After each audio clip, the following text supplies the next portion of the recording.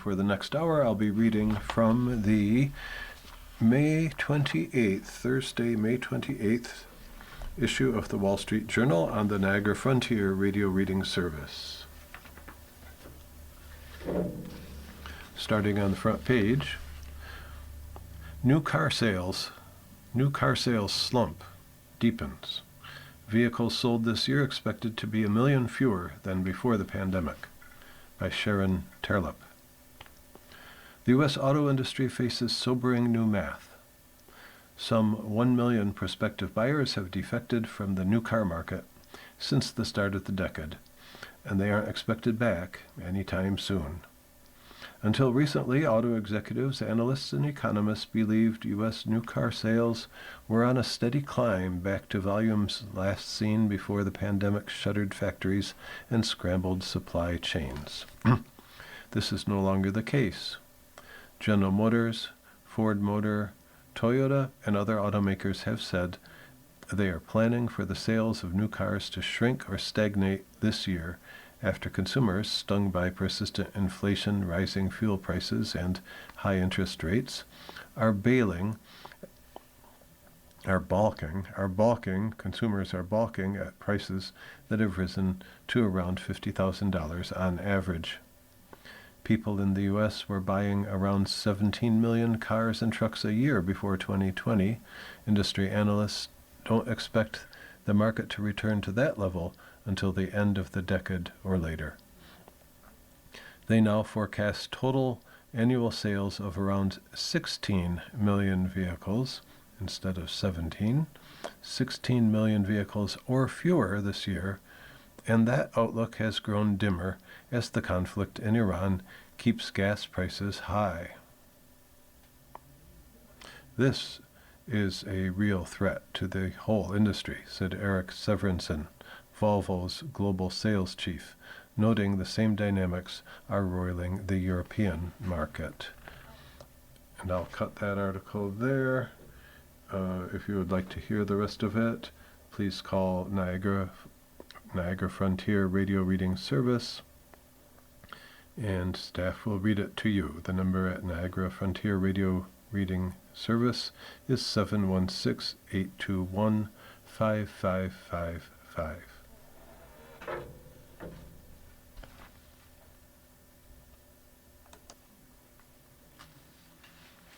An article about China and AI.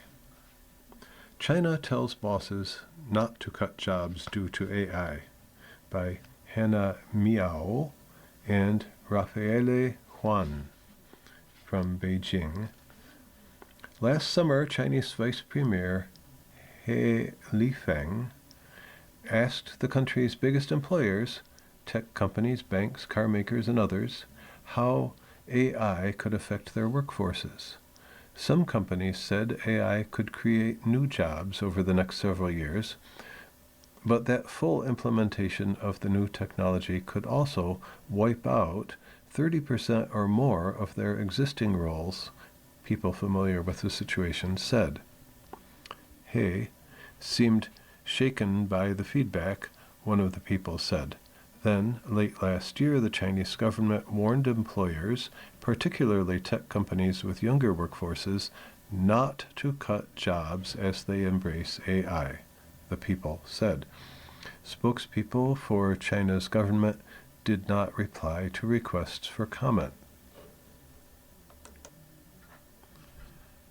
China's action is a bold response to fears that are mounting worldwide over the disruptive impact of artificial intelligence. In the U.S., workers fear the widespread loss of jobs. New graduates have been booing commencement speakers who tout AI. In California, the epicenter of many AI advances, but also home to tech companies that are shedding workers, Governor Gavin Newsom, a Democrat and potential presidential aspirant, recently signed an executive order calling for ways to help workers displaced by AI. Even as Chinese companies race to stay at the cutting edge of AI development, Beijing is warning companies against replacing workers with AI, suggesting concern that the technology could create instability in the world's second-largest economy. China in recent years has struggled with youth disillusionment, with millions of college graduates competing for a limited number of desirable white-collar jobs. The unemployment rate among 16 to 24-year-olds in urban areas, including students, stood at 16% in April, according to government data. Quoting, China is trying to balance between two major priorities, social stability and productivity growth. AI, as a potentially transformative technology, might force Beijing to make hard trade-offs, said Kyle Chan, a fellow with the Brookings Institution who studies China's technology development and industrial policy. China's campaign to accelerate AI adoption, released last August and dubbed AI, gives priority to using the technology in sectors such as manufacturing and logistics, which aren't as sensitive to white-collar job displacement. Late last year, China's Ministry of Human Resources and Social Security told employers, particularly tech companies with younger workforces, to refrain from firing employees as they embrace AI, people familiar with the matter said. While both state-owned and private companies have long had to secure a sign-off from regulators before conducting large-scale layoffs in China, employers are being asked to explain layoffs and, in some cases, to prove that the cuts aren't because of AI replacing jobs, these people said. Recent publicized labor disputes in China have sent a similar message, prompting companies to think twice before firing a worker because of automation. And I'll cut that article there. If you would like to hear the remainder, please do call 716-821-5555, and a Niagara Frontier Radio Reading Service staff member will be happy to read the remainder to you. Another article about AI from inside the first section. AI centers put poor nations in bind. Developing countries offer billions in incentives, but locals say cost is too high, by Rory Jones and Krishna Pokhahel. This is from a city in India called something like Visakhapatnam, India.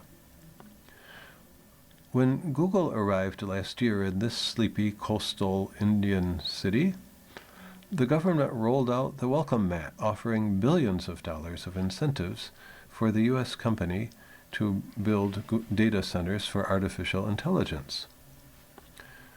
Some residents had never heard of AI, much less Gemini and ChatGPT. I'm not sure if we're saying Gemini or Gemini. What they do know is that Visakhapatnam doesn't have much water, which is typically needed in large volumes to cool data center servers. Some fear their community will be hollowed out entirely, with many residents already pushed from land they have farmed for decades for the $15 billion project.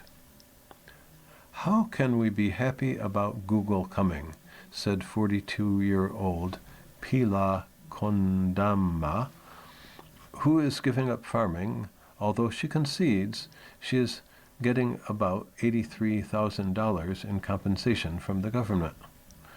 We'll all be scattered. It feels very sad, end quote. Data centers have faced bitter opposition in the U.S. and other rich countries. Now, similar debates are spreading across the developing world as Google, Amazon, Microsoft, and other companies rush to capitalize on growing demand for AI in places with newly emerging middle classes. Often the debates are even more fraught than in the U.S. Poorer countries such as Malaysia, Thailand, Kenya, and the Philippines have some of the fastest build-outs of data centers anywhere, with annual capacity growth forecast at between 20% and 40% until 2030, higher than in the U.S., according to Structure Research, which tracks the global digital infrastructure market. Many developing world governments have tight financial resources and more competing needs for them, yet are still offering massive subsidies for the facilities, in some cases totaling billions of dollars. Developing world communities are also more prone to water shortages. Their power grids tend to be more fragile, and given the low literacy levels in the rural areas where the projects are often built, their potential impact is often poorly understood. Protests have broken out in places including Johor Bahru, Malaysia, and Batam, Indonesia, both of which have attracted data center investments after nearby Singapore imposed rules aimed at slowing such development. Complaints have focused on risks to water and power supplies, among other concerns. Microsoft and other companies have faced allegations from residents in an Indian court that they illegally occupied public land at a data center site under construction outside Hyderabad. Microsoft says it rejects the allegations and remains committed to complying with regulations. The case is pending. Nearby, farmers say the government forced them into giving up land for a data center run by Amazon, which they say emptied out a village. Amazon didn't comment. It has previously said it has programs to replenish water in India, including restoring lakes. It also runs community initiatives to improve local skills, renovate schools, and help female entrepreneurs. Sanjay Kumar, a senior official in the Telangana state government, said it compensates people for land and runs its own efforts to improve skills and provide loans for new businesses. Google describes its Visakhapatnam project, which broke ground in late April, as a landmark investment that will help transform the city of 2 million. Rights groups have criticized what they describe as a lack of public consultation about the project's environmental impact. City officials say the incentives are needed to draw a blue chip U.S. company whose presence can attract other investments, helping turn the city into a global tech hub. They say that will eventually lift the local economy for everyone. And I'll cut this long article at this point. If you would like to hear the rest of the article, please call Niagara Frontier Radio Reading Services at 716-821-5555, and a staff member will read the rest of the article to you. You're listening to a reading of articles and features from the Wall Street Journal on the Niagara Frontier Radio Reading Service. Still from the front page of the May 28th Wall Street Journal, an article about what's happening with a survivalist community in the Southwest. In the West.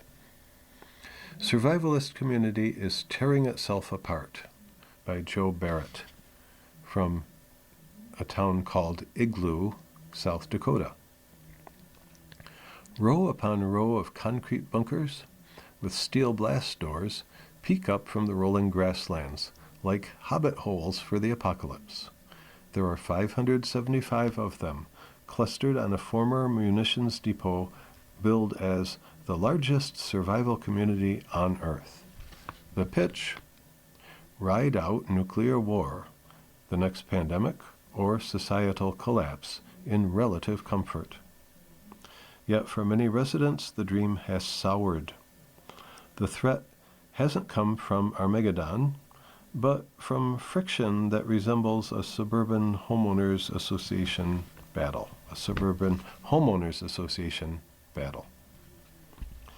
Lawsuits, countersuits, and disputes are piling up over septic systems, property taxes, off-leash dogs, and a growing list of community rules. The legal skirmishing has reached the state Supreme Court twice. Promised amenities, including a restaurant bunker, a pool bunker, and a horse stable bunker, have yet to materialize. Guns have been drawn, and there have been offers to settle things with fists. The developers said complaints come from a few malcontents.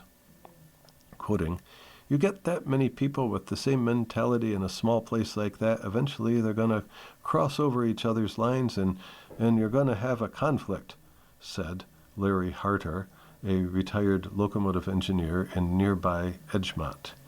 He was nursing a beer recently at the Victory Steakhouse and Lounge, where preppers from the compound sometimes turn up for dinner or a drink. Edgemont Mayor Rita Reagan said she was unsure whether being on the road to the complex was a boon for her city of 725 people. Quoting the mayor, "There's a few that come into town, but for the most part they don't," she said. "They're just doing their own thing, whatever their own thing is." The Doomsday Enclave, known as Vivos X Point, is the brainchild of Robert Vicino, a Los Angeles-based entrepreneur who had a vision in 1980. He needed to build a large underground structure to protect 1,000 people from a coming life extinction event, that's in quotation marks, according to the company's website. He has developed a global network of such communities. In 2016, Vicino began working with ranchers to convert the long-abandoned South Dakota property into a compound for, quoting, like-minded survivalists to ride out the event, as Vivos puts it. Vivos. That's the organization. Vicino later bought the property outright, according to his son, Dante, Vivos X Point's director of operations. Vivos offers 99-year leases on the shelters, roomy at nearly 2,200 square feet and shaped like igloos, giving the town its name. Occupants pay up to $55,000 up front, plus annual ground rent and service fees. They can build out the raw space or hire Vivos' contractors. The company touts 5-star survival, luxury, and comfort, in quotation marks, and residents live on roads with names like Bunker Way. My vision is to see X Point become a thriving community of people who want safety in this increasingly crazy world we live in, Dante Vicino said. He noted that about a third of the units were leased and a few dozen occupied full-time. Quoting again, "The lawsuits have been a real pain, but were not set back at all," end quote, he said. Philippe Briggs, a recently retired Los Angeles police detective, said he paid $25,000 for the 99-year lease on his windowless bunker 6 or 7 years ago. He lives in Las Vegas now and uses it as a vacation spot and potential emergency shelter. Quoting, "You can do fishing over there, you can do hunting, you can do hiking," he said, "and if I need to, yeah, I could use it as a bug out if I can get there," end quote. He keeps a year's supply of provisions, quoting, just like rice, basic food stuff that you'd fix at the end of the world, he said, adding that he hasn't had issues with management. If I had an issue, I would just sell my place and be gone. Not everyone shares Briggs' experience. David Streeter paid $55,000 for his unit in July 2023 and moved to the prairie.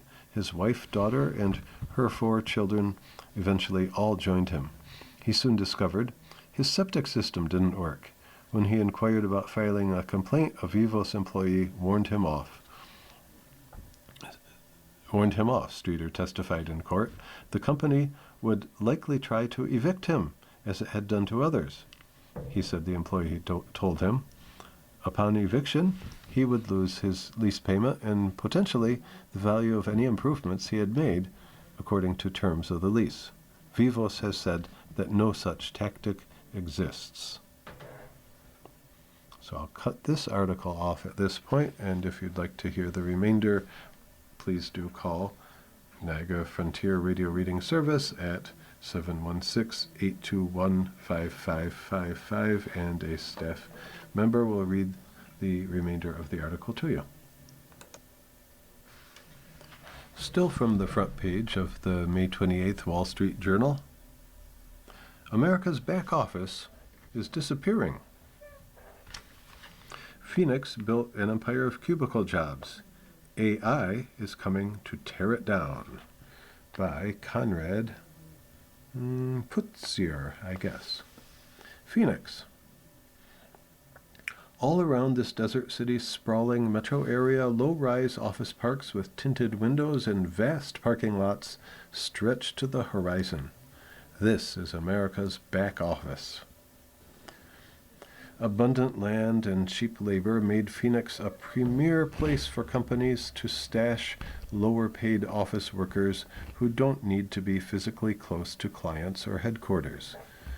The cubicle-based jobs, customer service, data entry, payroll processing, created a vital ladder to the middle class, helping replace factory work lost to overseas competition. Now, these white-collar jobs are fading too, thanks to continued offshoring and increasingly artificial intelligence. Tens of thousands of local workers suddenly face an uncertain future. A test grader saw her work outsourced to India. A customer relations manager recently laid off, and his savings running low, is looking to become a bartender. Job placement firms that supply companies with back office workers are seeing less demand and are cutting their own staff too. Those who still have jobs are increasingly leery of automation, even as it's become an unavoidable part of their days. Quoting, "I'm concerned that a lot of call center workers will not have jobs pretty soon, me included," said Vonda Wilkins, a Phoenix-based customer service representative. Many of her co-workers lost their jobs last year as their employer, Lumen Technologies, relied more on AI to engage with customers, and landline use continued to drop. The technology has made her work more challenging, Wilkins says. Customers who reach her often had to talk first to bots and are more likely to be in a bad mood. The 49-year-old is making plans to go to nursing school. Offshoring has been chipping away at back office jobs for decades. Yet, around 16.5 million Americans work in office and administrative support jobs like customer service reps and office clerks, according to the Labor Department. That's still more than the number working in manufacturing, but also down from around 18 million at the end of 2019. The number of customer service representatives in Metro Phoenix alone has tumbled 26% in the most recent 4-year span the department measured. Losses are expected to mount as AI takes over the kind of basic repetitive tasks that are often back office hallmarks. The Labor Department has projected employment in this broad sector will fall by 4% in the next 8 years, the steepest drop among all major employment categories. That has major ramifications for the American working class. 50 years ago, factory jobs offered a path to the middle class for millions of Americans who didn't have college degrees. As those jobs disappeared, lower skill cubicle gigs helped fill the void. Between 2000 and 2019, the number of people working in manufacturing fell by 26%, according to the Labor Department. During that period, full-time customer service reps grew by 32%. The jobs were often easy to get, required little training, and generally paid better than retail and fast food jobs. They also offered better opportunities to advance. Call center gigs got people into corporate offices and taught valuable soft skills. That helped workers climb the ladder to higher-paying careers, said Mark Murrow, senior fellow at the think tank Brookings Metro. Now, with those entry-level jobs disappearing, there's danger that the pathways that provide mobility disintegrate. There's danger that the pathways that provide mobility disintegrate, and you lose the American promise of opportunity, Murrow said. That was a quotation. I missed the beginning of it. The beginning of it is not marked. Jeff McGeehee, 54, was laid off from his job as a senior customer relationship manager at Sears Home Services in October. Before he lost his job, the company was aggressively rolling out AI, and McGeehee helped integrate it into the company's processes. I was literally digging my own grave, he said. He has since applied for hundreds of back-office jobs, but hasn't had any luck. With his savings dwindling, McGeehee started applying for bartending jobs and has considered training to become an electrician, which he considers more AI-proof. At least I can rewire my house, he said. And I'll cut that interesting article at that point. It's quite a lot longer. And if you'd like to hear the rest, please call Niagara Frontier Radio Reading Services at 716-821-5555, and a staff member will be happy to read the rest of the article to you. From page 3 of the May 28th Wall Street Journal, a news article. Perry's assistant gets over 3 years in prison, by Alessa Lukpat. Matthew Perry's live-in assistant was sentenced on Wednesday to more than 3 years in prison for obtaining and repeatedly injecting Perry with ketamine, including on the day the Friends actor died.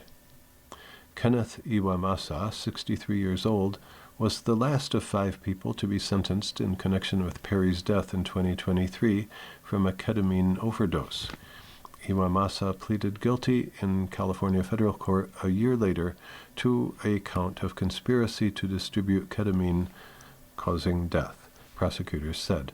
Prosecutors said Iwamasa knew of Perry's struggles with drug addiction and still supplied the actor with ketamine, a mind-altering drug sometimes used for recreational purposes. Perry, 54, was found unresponsive at his Los Angeles home a year after he returned to the public eye to promote a memoir about substance abuse issues. Another news article from page 3, Death Toll to Grow After Chemical Tank Collapse, by Joseph de Avila and Maria Timms. 2 people died and 9 others remained missing after a chemical tank collapsed in Longview, Washington. Officials have said there's no hope of finding additional survivors. A tank holding white liquor, a chemical used to make paper, failed Tuesday morning, releasing about 500,000 gallons of the product into a plant owned by a subsidiary of Nippon Paper Industries, local fire officials said. White liquor is a highly caustic alkaline chemical, like bleach, that is used to break down wood into pulp as part of the paper-making process. It can cause corrosive burns, according to the National Institutes of Health. About 25,000 gallons of the chemical remains in the tank, but had largely stabilized, allowing some recovery efforts, said Scott Goldstein, chief of Colette's 2 Fire and Rescue, on Wednesday afternoon. First responders are relying on information from co-workers of the unrecovered employees for their possible locations, officials said. A shift change was going on at the time of the tank failure, and employees were in nearby workspaces and break rooms. In some places, the facility was still filled with waist or chest-deep water, officials said. First responders took 10 people to the hospital on Tuesday, including 8 workers and 1 firefighter, said Matt Amos, battalion chief of the Longview Fire Department. 1 individual was reported dead on Tuesday. Officials said Wednesday that another died from their injuries at the hospital. The firefighter was released from the hospital on Wednesday, officials said. You're listening to a reading of articles and features from the Wall Street Journal on the Niagara Frontier Radio Reading Service. Still from page 3 of A3 of the Thursday, May 28th Wall Street Journal. Traveling nurses give field allure. Job for some can be unpredictable, but others gain whiff of glamour friendship, by Jean Whalen. Emily Panakos was feeling ready for a change after 6 years of hospital nursing in Florida, so she signed up for a gig that launched her on a cross-country adventure. As a travel nurse, she worked months-long stints in hospitals nationwide and used her free time to explore. She went to jazz clubs in Chicago, skiing in the California mountains, and boating on Lake Union in Seattle. Quoting, "It has changed my life in so many ways, brought me so many opportunities," said Panakos, 35. She knew she had chosen well during her first gig in Chicago when she stepped out onto her skyscraper balcony and saw the city lights twinkling around her. "I sent photos to my mom like, 'Mom, look,' because Chicago has a beautiful skyline and I was in the middle of it," she said. Nursing is hardly known as a glamorous profession. Long shifts, late nights, and demanding patients take their toll. But traveling nurses, an increasingly popular segment of the profession, are giving the field a surprising allure. Thousands of these nurses pack suitcases and catch flights each year to go to places with high demand. The job typically offers better weekly pay than a staff nursing role does, though with less job stability. It can also offer a taste of the jet-setting life, which some young nurses have started chronicling widely on social media, at times in posts sponsored by staffing agencies. Their TikTok and Instagram posts are full of frozen drinks on the beach, group hangs with other travel nurses, and fashion shots in colorful new scrubs. Travelers say they tend to bond with each other because they are all new in town. Panakos and other travel nurses are quick to point out the drawbacks, too.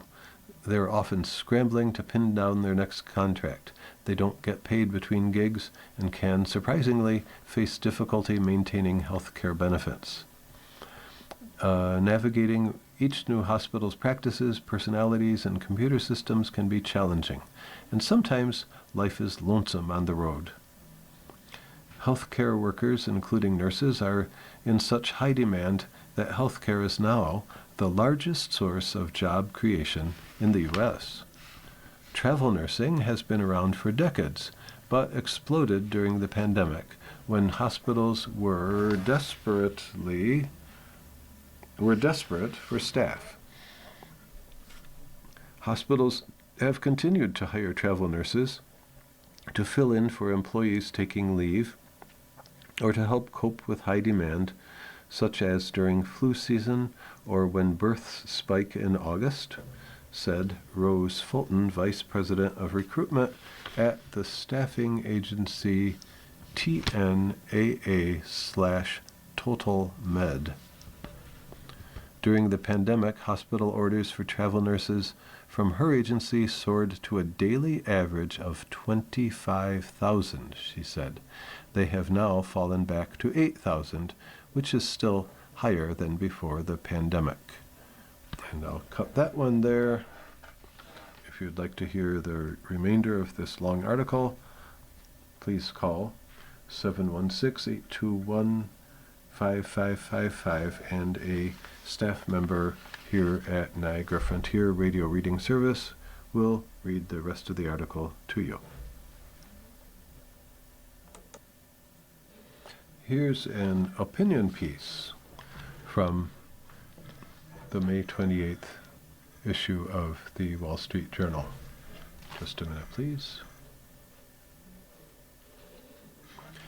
Capitalism Delivers for Zoran Mamdani by Austin Berg.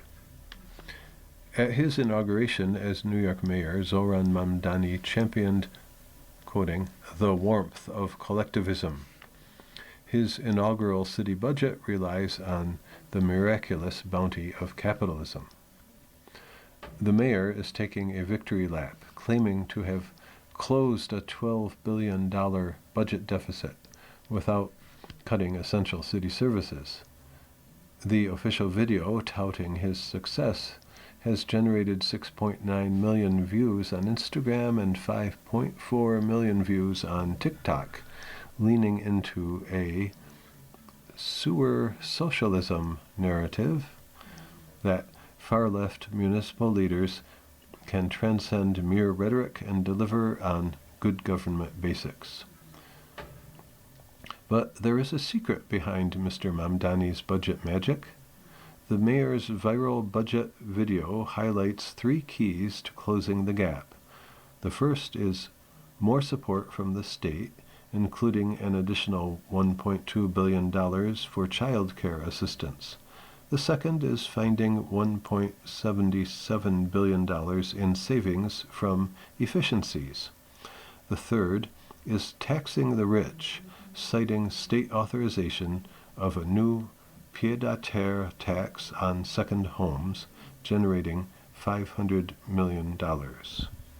But the mayor's video makes no mention of what appears to be the single largest line item in his deficit reduction plan, cutting the city's payment to its pension funds by $2.3 billion over the next 2 years. Specifically, Mr. Mamdani plans to restructure the city's pension payment structure to stretch out the ramp over the next 5 years. This saves money for the city in the short term, but likely adds billions of dollars in higher liabilities down the road, according to the Reason Foundation. The justification for changing this payment schedule is that New York City pension fund investments have been booming, according to the left-leaning Fiscal Policy Institute. That means the city has been overpaying into the funds. Investments held by New York City's 5 pension systems have exceeded expectations for 10 years running, earning 10% returns last year and 7.7% over the past decade, compared with a 7% benchmark. What could have produced a boom of that scale? Not socialism. Take it from Brad Lander, Mamdani ally and former New York City comptroller, whose office released a report on the pension fund's investment returns last summer. The pension fund's investment returns last summer. Quoting, This result was led by continued outperformance of the Magnificent Seven stocks, as positive price momentum in large-cap tech and AI companies persisted, according to Mr. Lander's office. In other words, Mr. Mamdani should thank not only Governor Kathy Hochul and New York State taxpayers for helping to balance his budget. He should also thank Alphabet, Amazon, Apple, Meta, Microsoft, NVIDIA, and Tesla. The mayor is shortchanging the city's pension funds on the back of these companies' extraordinary success. Despite Mr. Mamdani's claim that the city, quoting, that the city is now on firm financial ground, this deferral of pension payments is a one-time fix that will make next year's budget more difficult to balance. The mayor's budget, quoting, relies on $2.8 billion in one-time measures and $2.3 billion in short-term pension savings, according to Comptroller Mark Levine. It doesn't account for, quoting, the fact that city government continues to spend more than we take in, even in a year of record revenues. Mr. Mamdani's budget saga represents a contradiction spreading across American cities. Democratic socialists decry the evils of capitalism, yet they depend on strong economic growth as a magic beanstalk to pay down. Let's read that again. Democratic socialists decry the evils of capitalism, yet they depend on strong economic growth as a magic beanstalk to pay down legacy debt, not to mention funding new projects they desire. And I'll cut that one there. To hear the rest of this opinion piece, please call Niagara Frontier Radio Reading Service, and a staff member will be happy to read the remainder to you. The number is 716-821-5555.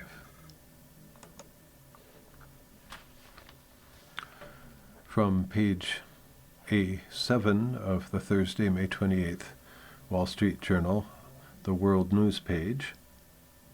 Economic pain is squeezing Tehran. Iran's leaders weigh how long they can wait to extract more U.S. concessions. This is by Henna Mousavi, Georgi Kantachev, and Benoit Faucon. At the turn of the year, Iran's regime faced its biggest protests in years as anger spread over spiraling prices and a crumbling economy. Thousands were killed in a vicious crackdown. Now, battered by war and suffocated by a U.S. naval blockade, the country is in even worse shape as Washington presses Tehran to reopen the Strait of Hormuz, leaving its leaders weighing whether they can withstand the pain long enough to extract more concessions. Already, the blockade has choked off oil export revenue and raised the risk that Iran will have to shut down wells. Wait a minute. And already the blockade has choked off oil export revenue and raised the risk that Iran will have to shut down wells as it runs out of places to store crude. Iranian officials are urging people to conserve fuel, electricity, and water, a sign that the economic squeeze is spreading into daily life. Critical industries have been damaged. More than 1 million Iranians have been left out of work as the national currency falls to record lows. Prices of staples such as rice, meat, bread, and cheese have risen sharply, raising the pressure on the government to prevent a repeat of the last wave of street protests. President Masoud Pezeshkian and other pragmatists realize the slide will have to be stemmed if they are to maintain stability, meaning the worsening economic picture is becoming a key pressure point in the negotiations with Washington. Quoting, "The main war is in the economic field," Pezeshkian told members of the Tehran Chamber of Commerce Wednesday. "If you fail, the country fails."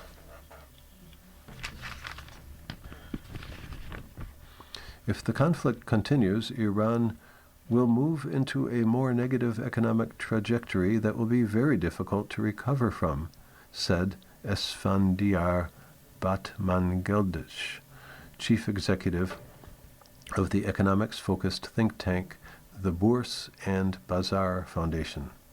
So the incentives are there for Iran to negotiate.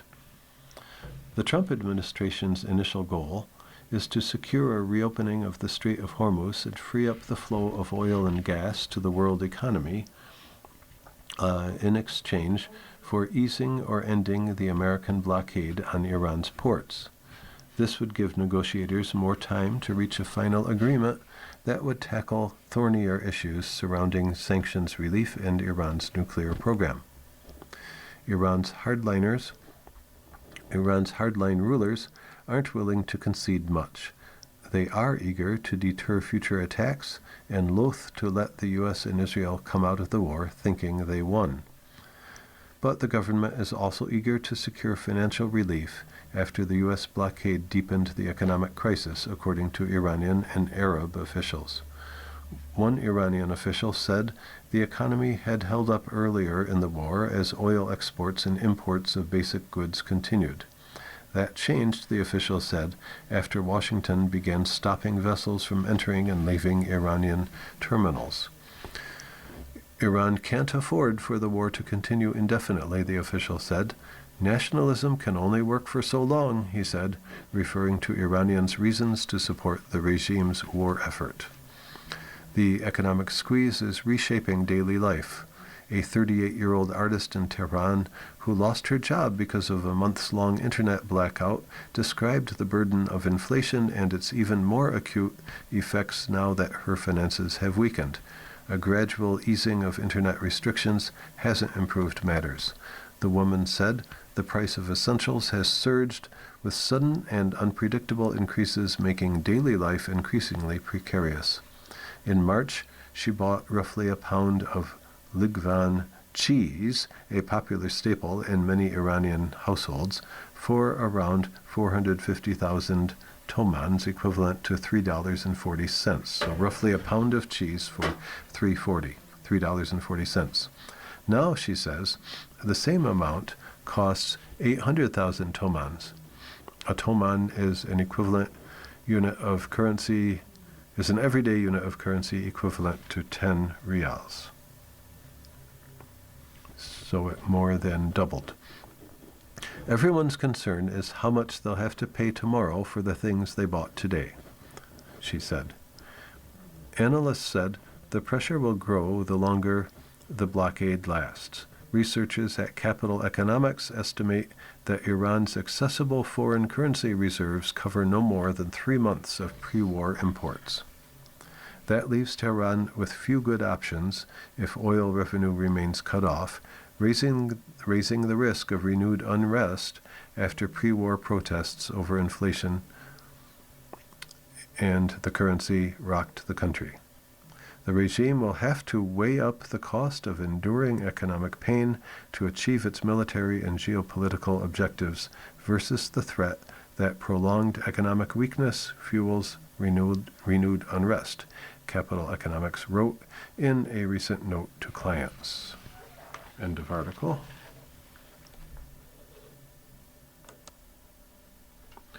You're listening to a reading of articles and features from the Wall Street Journal on the Niagara Frontier Radio Reading Service.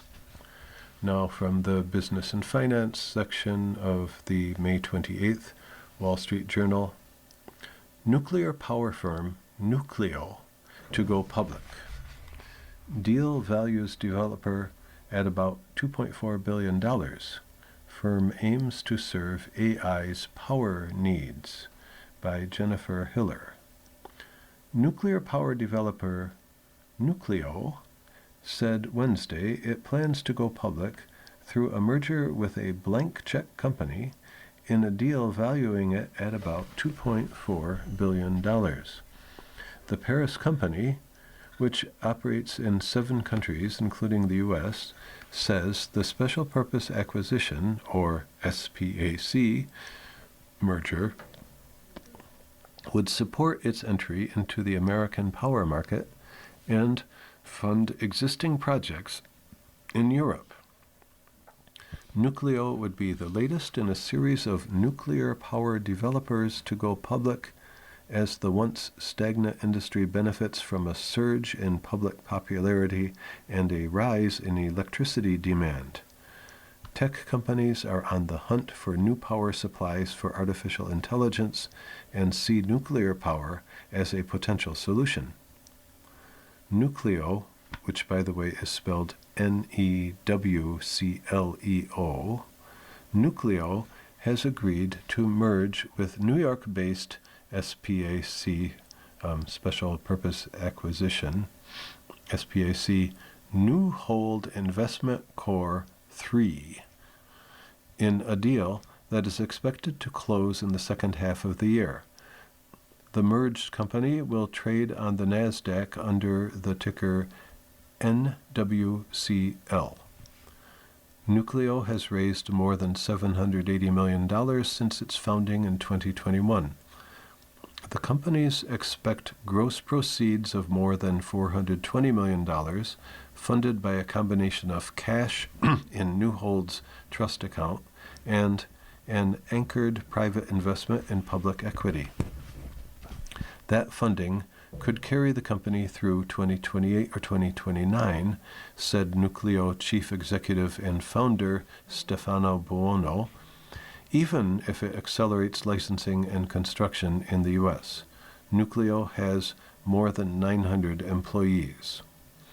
A traditional nuclear power plant uses water to cool the reactor core, but Nucleo's design would instead use liquid lead, which has a higher boiling point and allows operations at atmospheric pressure. It would run on mixed oxide fuel made from plutonium recovered from, turning the page, plutonium recovered from used reactor fuel and surplus government stockpiles mixed with depleted uranium. Nucleo aims to serve customers who want electricity, heat, or both. Its reactor would generate 200 megawatts of electricity, about 1/5 as much as a large reactor, or 480 thermal megawatts, which could be used by industries that require high heat for processing, such as steel making or chemical makers. Nucleo's announcement follows a trend of nuclear power developers using public listings to fund capital spending for projects. Abbreviating the article there. To hear the remainder, please call Niagara Frontier Radio Reading Service at 716-821-5555, and a staff member will read the rest of the article to you.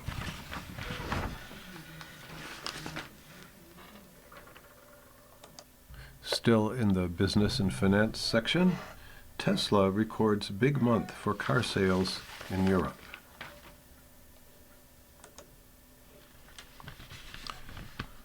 By Oru. Tesla's sales in Europe grew strongly in April, a sign that Elon Musk's electric vehicle maker continues to regain momentum in the region after a slump that stretched more than a year. New car registrations for Tesla models, a reflection of sales, jumped 46.5% year-on-year last month to 10,654 units across the European Union, the UK, Iceland, Liechtenstein, Norway, and Switzerland, according to the European Automobile Manufacturers Association, or ACEA. In the European Union alone, the EU alone, sales grew over 67% from a year earlier to 9,169 vehicles.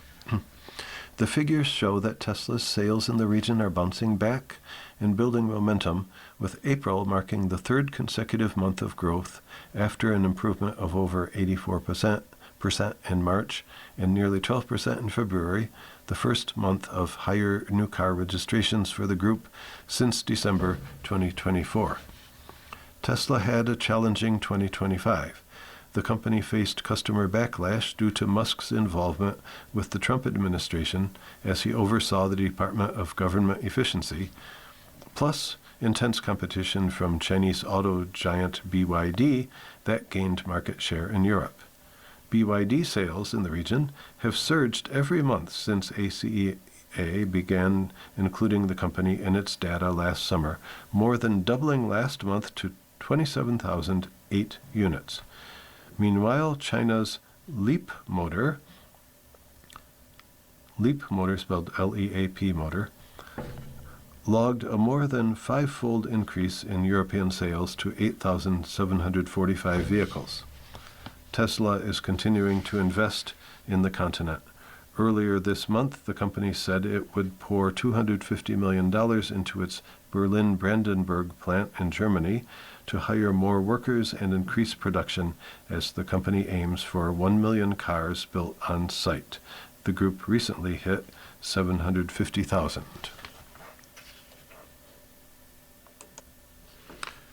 Still from the business and finance section, Ford stock surge has little to do with auto business, by Ryan Felton. Ford Motors' stock price has surged to its highest level in nearly 3 years, and the reason has little to do with cars or trucks. Over the past 2 weeks, Ford stock has risen 28% after the company announced a new energy storage subsidiary, Ford Energy. That division, which launched with a $2 billion investment, seeks to turn batteries once destined for electric vehicles into stationary energy storage systems for artificial intelligence data centers, power utilities, and large industrial customers. Reading that again.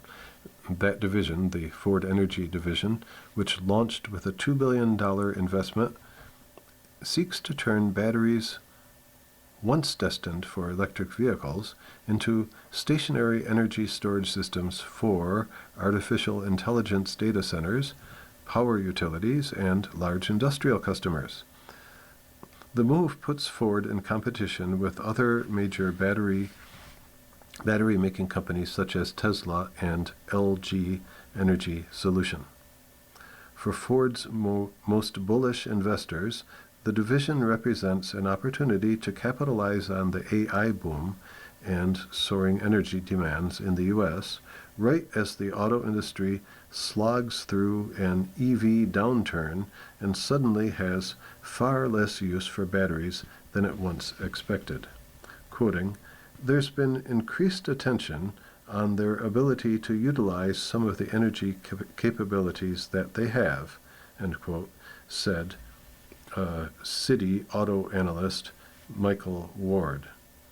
On Wednesday, shares of the Dearborn, Michigan-based automaker reached $36.05, the highest since 2023, before easing to a $15.88 close.